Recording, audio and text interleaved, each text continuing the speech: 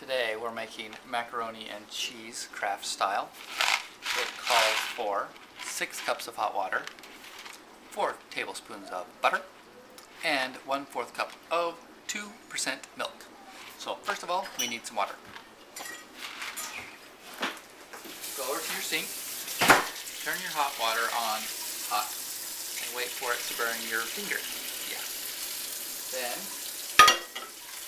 I recommend that you don't really measure, because it doesn't matter if you have 4 exact cups, just that it's hot water. So fill it up with about halfway full of hot water. Do you see that I'm not measuring? Once it's halfway full, take it out, bring it over to the stove. I'm also going to be making some hot dogs, so I'm getting another pan, filling it about halfway up, again with hot water, and putting it on the stove. We need to wait until this is boiling before we can add the hot dogs or the macaroni. So you'll have to wait. I usually turn the stove to number 4 and number 4. It's not too low, not too high. So number 4 on both of these. Now you can see the water is now boiling in the pot that will have the hot dogs. We're using Jumbo Franks by Bar S. So what I do is cut a little hole in the top of this. Make sure you do not hit your finger. Just like that. Pull out a couple of hot dogs, just like so, and gently drop them into the water so they do not burn. We have 6 people in our family, so I am cooking 6 hot dogs. Let's go. As the hot dogs get cooked, you'll need to move them around a little bit, so I recommend a fork. Dip the fork in and slowly move the hot dogs around so that they do not stick to the bottom of the pan and burn. They should start to turn brown and plump just a little bit. I think we're about ready to pour in the noodles. So I take my thumb and hit the little button here and pull off the top. Then I take out the insides. That does not go in the water. All we have left is the noodles. I slowly dump the noodles in.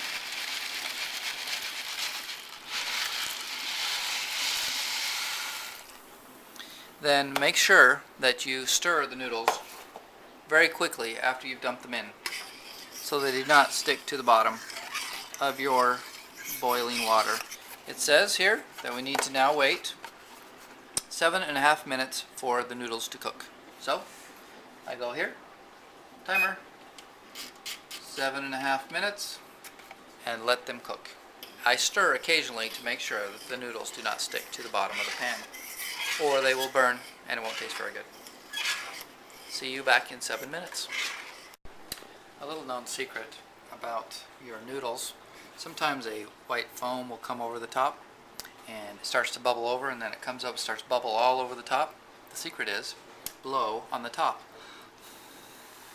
with cold air and the bubbles dissipate, and you won't have the problem of it bubbling over. We have about 1 minute left, and you can tell that the noodles are just about done. Next, you'll need to strain your noodles. So get a strainer, take your noodles, and strain out all the water. Once it's all strained, then you need to put it back in your pot, ready to put in the mix. Just like that. Now you'll need 4 tablespoons of butter. So I just got this, and about 4 tablespoons. Dump it in, stir it around, make sure that it melts really good in there. Now we need 1/4 cup of milk. Make sure you pour the milk over the sink so that if you overfill, it goes right into the sink without any problem. Then dump it into your pot of macaroni noodles, just like so. When that's done, now's the time to add your packet. of cheese. Flick it like that so that all the cheese is down at the bottom. Then open the top so it doesn't spray all over the place. Then gently pour it in and pour in the cheese as you stir so that it gets mixed thoroughly.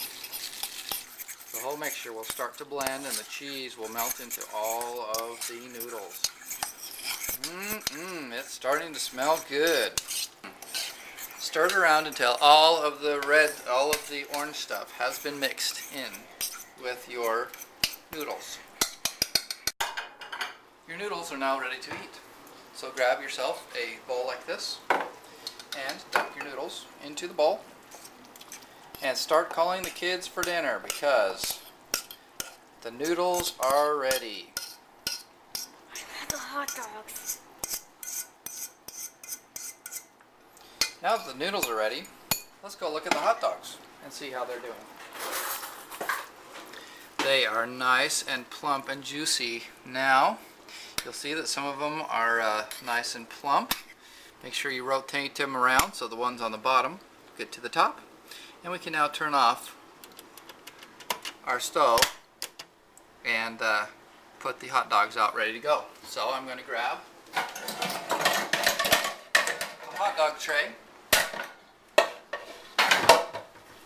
and I'm not going to use a fork for this because that will kick out all of the juice. So I'm grabbing tongs. Grab each hot dog individually and put them into my serving dish.